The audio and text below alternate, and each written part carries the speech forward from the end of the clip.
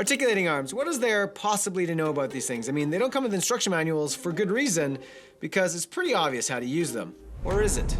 Anyone who's used these for more than a hot second knows that they are far from foolproof, as this fool will attest. And if you've ever struggled with these things on set to get them to stay or to work in the way that you want them to, then this video is for you. So let's get going. The first thing that most people do when they use these things, and I'm willing to bet you, like me, were guilty of this, is that you're just going to tighten it and wind it in to your 1/4-20 insert like that.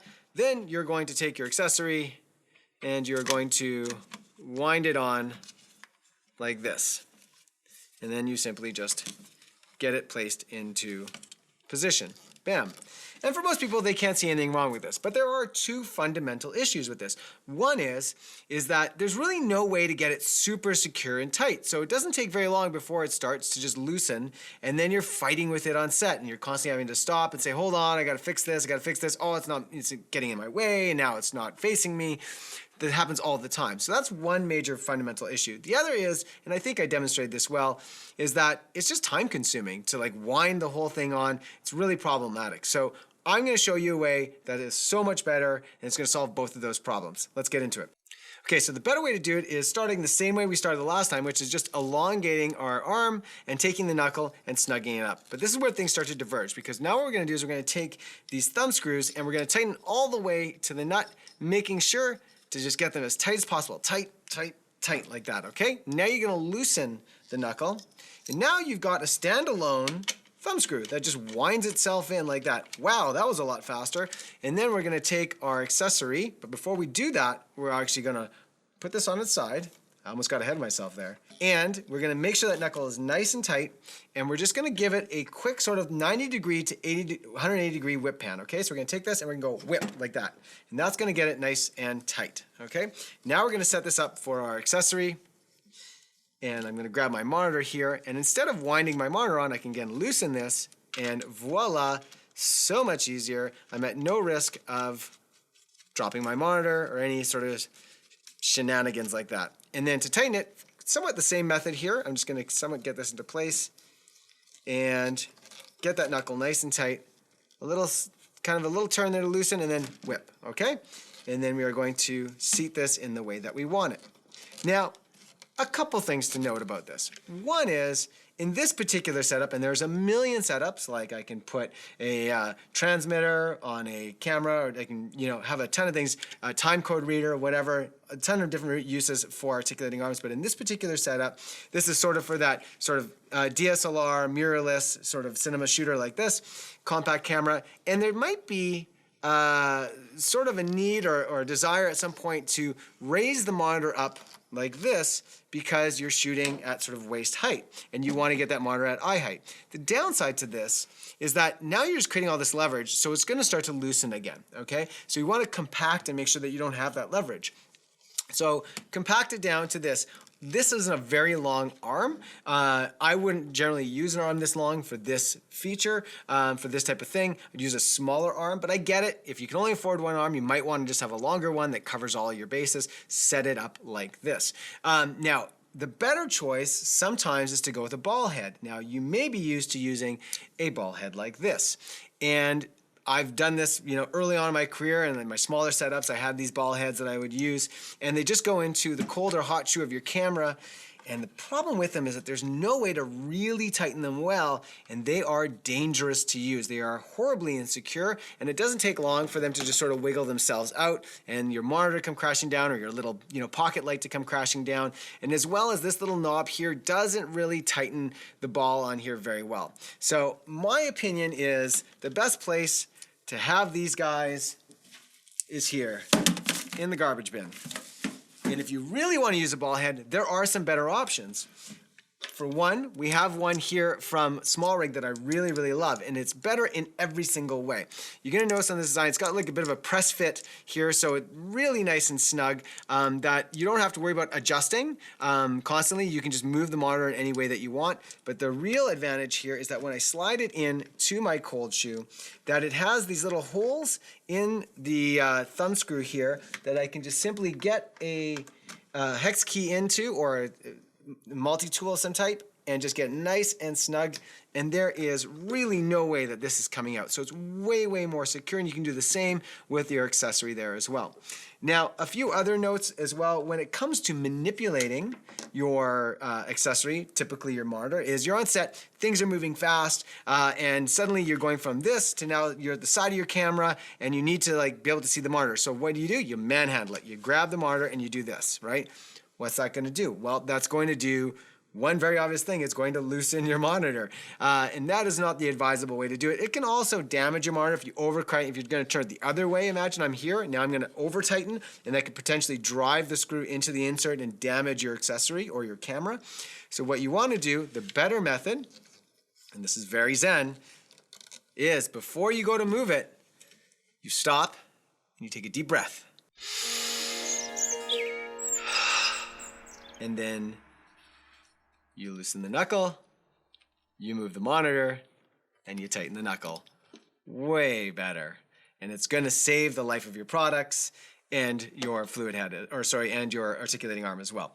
And then one final note before we move on to a few other little features that I want to chat about, which is in terms of using accessories or cameras that have an attachment into plastic or a shorter insert, you do risk damaging them, okay? So if you've got, for example, an articulating arm or magic arm that has really long threads that are longer than the inserts in your camera, you are at risk of pulling those inserts out. I've done it on a camera once, and I've done it on a gimbal once. So you have to be very, very careful. And the only way to really get around that and to manage it, and you have to be very careful, is to use some common sense. I'm just going to move my accessory here to the side again. I loosen the knuckle. I don't manhandle it.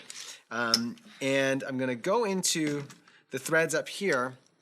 We're going to straighten it out.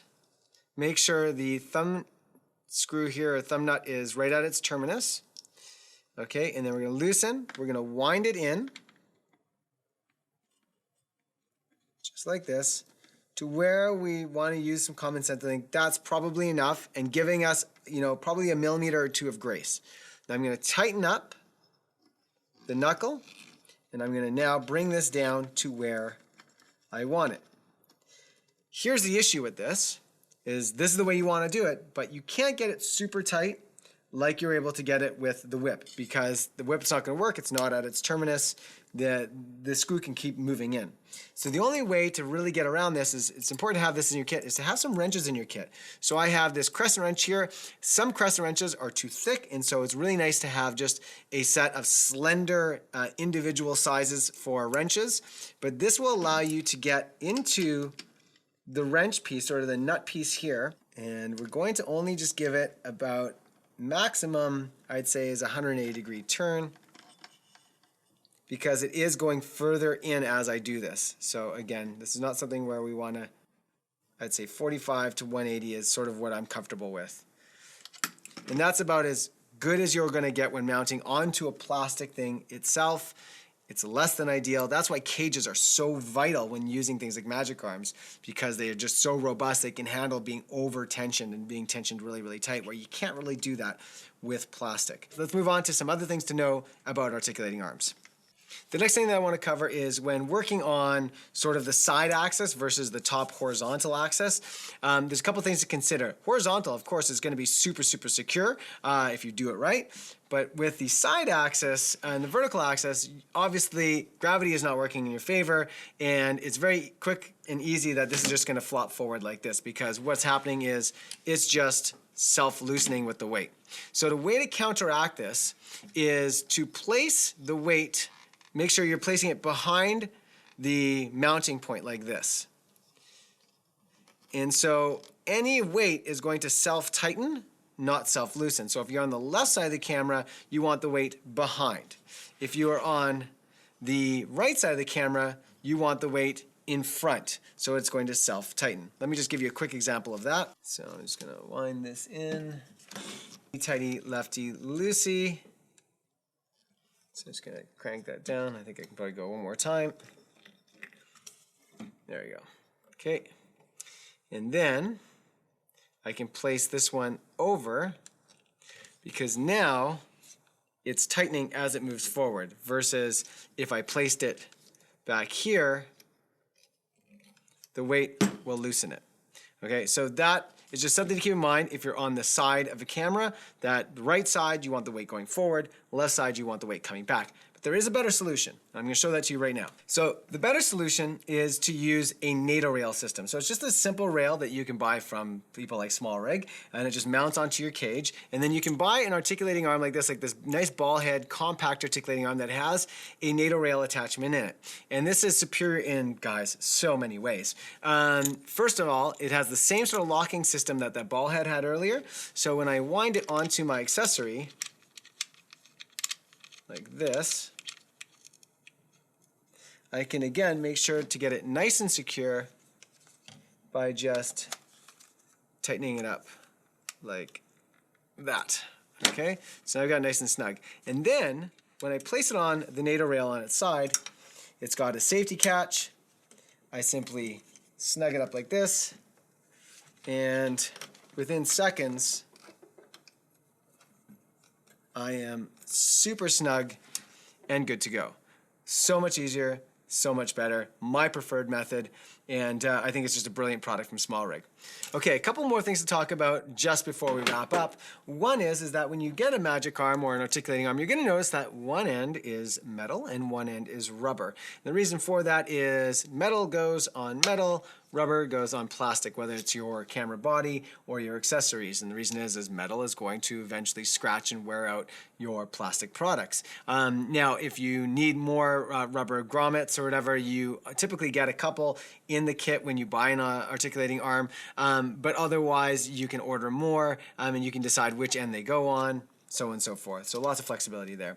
And finally, there are cases, especially with cinema cameras with big builds, that you're oftentimes having to attach an articulating arm to a rod system somewhere.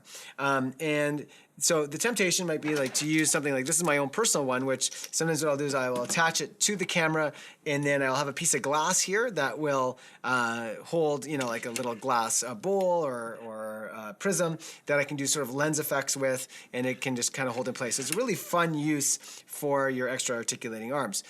But the downside is when using these guys to attach to a rod.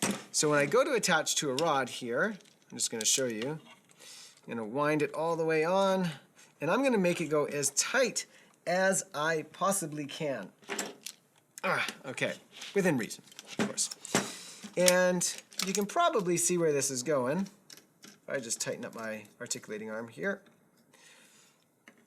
Nice and snug. That no matter how tight I get it, it just very easily slips, right? So it's not really a good solution. I'd say it was good enough where my little like glass effects things, but not enough to hold an actual accessory. So for that, you actually want a rod clamp. I don't have one with me, but I'm gonna put a picture up. Here's what it looks like. We sell them here at Vistek. They're really, really handy, and they just got a 1/4-20 attachment on them, and they really grab your rods very, very well. And that's it for today, guys. Thank you so much for watching. And listen, I'm sure that there's many other ways to use articulating arms, or what we call magic arms as well.